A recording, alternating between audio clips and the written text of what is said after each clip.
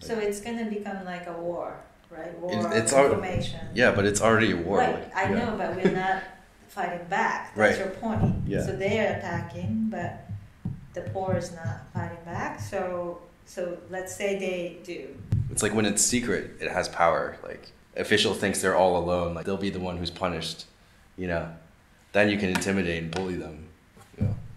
I think so. In order to be open, you have to encrypt something. Yeah, you have to hide something, or you have to make the thing seem unreal or something, you know. And like, there's an emotional cost to yeah, it, there's also that. right? Like you. Hold on, I think my camera turned off. Let me go fix it. Right, Thanks. so you have to talk about what you are going to do with that information. You wanted to make money. Yeah, that's right. You need that money. I wasn't gonna make the money. I wasn't gonna make money for profit. I was gonna start a Kickstarter, right, or a fundraiser for data research, trying to figure out where people are in the debt blocks in the derivative chain, right? So then when people figure it out, they're like, oh, I'm X company, right, and my debt is worth like 1% of what I'm actually supposed to pay. So you can just buy it. Right, you buy at the end of the chain. Yeah. And then if you organize with a bunch of people, because you have to buy a giant block, you just buy the whole thing and everybody's free. I was going to use the data as like a giveaway for each contributor, each backer. That's what I was saying. I was like, it doesn't matter if I have it, but then you're saying that they're going to come down to me. Okay. Yeah. The mechanism is so complicated and opaque, and that's also a very intentional mechanism. Like it was made to be that way, so everybody gives up before they figure that out. So yeah, perhaps it's not enough to expose it either. So the vision part, the image part, I'm not sure if it has any value to it. Even if we can see it, nobody's gonna do it. I just heard on the radio, half of the senators come from 12 universities. 12 of the same university. Yeah, and what was the other statistic? Is like 80 people in the world own 60% of the wealth. 80? 80 people. Oh my gosh. And then there's like 80? 9 companies produce more than half the pollution emission. I'm not sure the numbers, but it's really like, it's very concentrated. It's like. So this is all depressing. Yeah. But if you say everything is lie from the beginning, right, you're saying you can tell the truth. Exactly. I kind of want the real thing even more than the list. Yeah, of course. It's like once you put the idea out, people are like, right. hey, I fucking want that, and then we can make it, you know. You can actually get it. Yeah. And then put it in there with other stuff. But you can also find it indirectly. Just be like, you can just be like. I wonder if it's actually a piece of paper. Does it say handle with care? No, it's just like they probably just organize it. It's like this one, and then there's somebody paid to handle it, right? Yeah, but like in Argentina, under the dictatorship, they kept such a tight record of who they kidnapped and how they were tortured and how they killed and all that, like every single person. Right. So the citizens snuck in to the city hall and copied every single one of them and snuck them out and published it. And that was in Argentina and Brazil. Yeah. So it came out as Brazil Nunca Mais, like never again. Right. And that became like a New York Times bestseller for the whole year or something like that, right? So why do they even keep the record? Well, it's because they have to be because they have to keep control of themselves. Like they have to if somebody fucks up, they have to punish whoever fucks up also. You know, it's like an internal control, I think, and it's like that's silly though. Literally bureaucratic reasons, like organization. I remember the story about people who passed away, and then like, nothing came of it, like. So one of her said that you guys you have power more than us. Right. But at the same time, they a bunch of things started to come up, like when report some discrepancies in they are ignored or they're not necessarily threatened, but they're made to feel uncomfortable. So right. There's, and then you said you can't. Nobody bites the hand that feeds you. Yeah, because right. Or you might make too much noise. Yeah. So this can't really go against it. Can't really go against it. That can't go against the end of the. Right. So the whole chain of command is making to like suppress their voices. So like now we're in this situation where we're in too big to fail territory, right? Like open corruption, like we all gossip about it, we talk shit about it, right? All the time.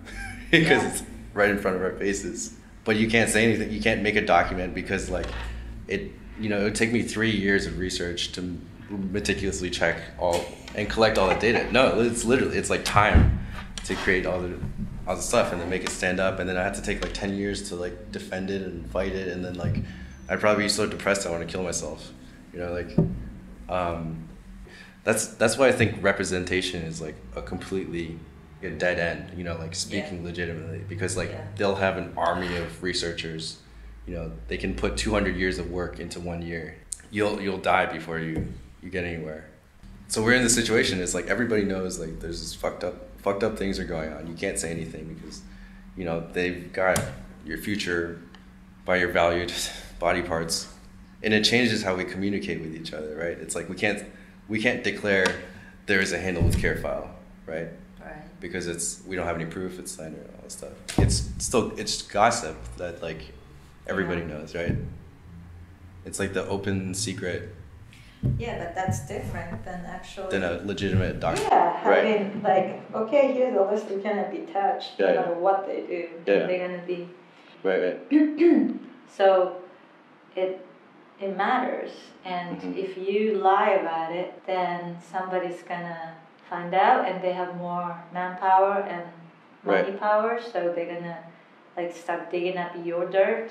Right. Discredit you. Yeah. Because if I make a false statement, it's slander, and then like whatever I say is will just be used against me. It's like it'll hurt your career. Yeah, it'll destroy my career and probably. So I think representation. That's why representation is over, and it's like what you have to do is you have to do things that throw off the image. So you have to talk in code. You have to wear masks. So it's like, it's not a document. It's not like evidence that once it comes out, the institution has to move, but you're still carrying valuable information. I guess I'm talking about like encryption. We need to be able to encrypt our communications and ideas so like we can communicate with each other and like figure things out, etc. Anyways, this is why we should talk like this, because like, the perfect place to put all these open secrets is in art. Because ontologically, like, art is fiction. You're going to the movies when you watch art, or you see art, right? Like, it doesn't have any legal weight. But that's a great... So we talked about how Zizek said 9/11 was the best art of the century. But you didn't agree. No, I don't agree with that. Why not? I think what he meant was art as in something that, like, shifts reality. That thing is not art. Like, that happens outside of art all the time. Like, we shouldn't let art just have that. Reality shifting came before art, and then there's this whole thing about how, like, recently it's like, oh man, art can't change anything. It's just part of the capitalist system. They can't actually build a better world because they don't have, $2 billion like Hillary Clinton. I think now it's like we can use art as an encryption device because it's fake, but like we can put real information in it and then not get busted for it. Right. We just do weird shit. This is a video, we're recreating a conversation that may or may not have taken place. So it's going to become like a war, right? War it's of information. Yeah, but it's already a war. Right, I know, but we're not fighting back. That's your point. Yeah. So they're attacking, but so let's say they do with the support of hackers. And so at the end, where does it go? Well, it goes into, who knows? Like, again, who knows? It would be different. I don't know. I've never. What would be the scenario? What would be the scenario? Maybe it's like, I think it becomes like a homeostasis, like a dynamic tension. You always exist in an ecosystem. Once you start seeing that there's more people who can damage you just as much as you can damage them, you have to be more careful. You know what? I was thinking about that, the Argentina thing. It's like, you know what they should have done? They shouldn't have published it. What they should have just done is distribute the information, and then just like people could blackmail the officials into doing whatever.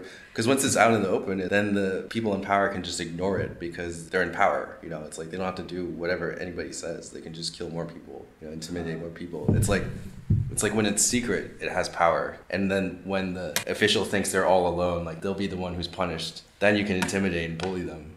You know? I think there's an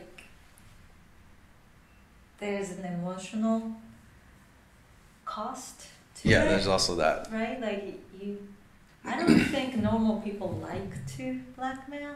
That's a responsibility. But what do you think a student loan is? Like, sure, but if you're gonna do it with someone in a mass number of students, then it's more like a civil disobedience. It's not blackmailing. Right, yeah. Like it's just like it feels different, I guess. Yeah, that's more exactly. That's like we're already being blackmailed with our careers, futures, families. But becoming the person that oppresses you, people tend to try to avoid that, no? But I don't think you become them, because it's like you're doing is, we have to do this anyways. Like it's not about becoming the person. It's like we already are that person. We're like living. We're wearing sweatshop clothes. We're wearing like military. We're using military money, like oil money. Like we're funding wars just by being here. Right. So the point is to stop it, not to exacerbate it. Well, yeah. I mean, like definitely, but it's like I think we're also in different positions within the place. It's like there's people who have no voice and no options, all this like no choice, no image or visibility, and like I think there definitely should be allowed to blackmail to get some survival emergency relief. That should be like, we should legitimate that. Right now it's like universities, like liberals love researching poor people because it's easy, and like we sell that image and that information, and then like we come back with a salary. Yeah, certainly. True. I mean, not to say we shouldn't help them at all, or like empathize or like spread the image, but it's like we should be doing this other thing at the same time. But how? By becoming like them. It's not because like we already are them. Like we're okay. Hold on, sorry. Fix the case. So how do you avoid accusing the wrong person? You can't wrap everybody up, can we? As you are afraid before to do some project because it would hurt your... Yeah. There needs to be a system in there that avoids it. But that's also like when the ethics thing comes in, it's like, oh yeah, I could hurt this person. Then you have to really think. And then right. That's what the government or whatever is not doing. They're not like, how am I hurting these people? Now, who are we like really destroying? The damage isn't visualized. The damage is always hidden. It doesn't matter if we can see the damages. Like we see poor people every day on TV. We're all numb from it. I don't think those are the images that we need to see. It's that list. Right, yeah. It's like the mechanism and not the result. That's everywhere. How do we... so that list. The How list. do we get that list? That's the other thing, is like the data. Now it's like if we're into blackmail and stuff, we can lie about data. We can produce data, in order to help the people who are lying. It's like what if you start to produce data, because data is not like a real fucking thing. They're already weaponizing data against us. Terrorism is like retroactive justification. They collect all this data, so when they're not looking at it, it's just like when they catch you, they can be like, yeah, you are a terrorist because it's all this. Because they're so in love with data, you can forge it and counterfeit it, substitute it. What if like an entire neighborhood or county of like very low income people like lied about a natural disaster, right, that happened, or some kind of like legal relief thing, and then that shifts them into a different legal category where they're eligible for like different types of streams of money and this kind of thing. And if everybody's in the lie together, it's like the story's not going to break. But don't you want the story to break? No, it's like we want to help people, but like we want people to be able to like defend themselves. It's not. The mechanism is so complicated and opaque, and that's also a very intentional mechanism. Like it was made to be that way, so everybody gives up before they figure that out. So yeah, perhaps it's not enough to expose it either. So the vision part, the image part, I'm not sure if it has any value to it. Even if we can see it, nobody's gonna do anything. No, you can. You start giving people leverage that they can use. It's like the lists, all the stuff. Yeah.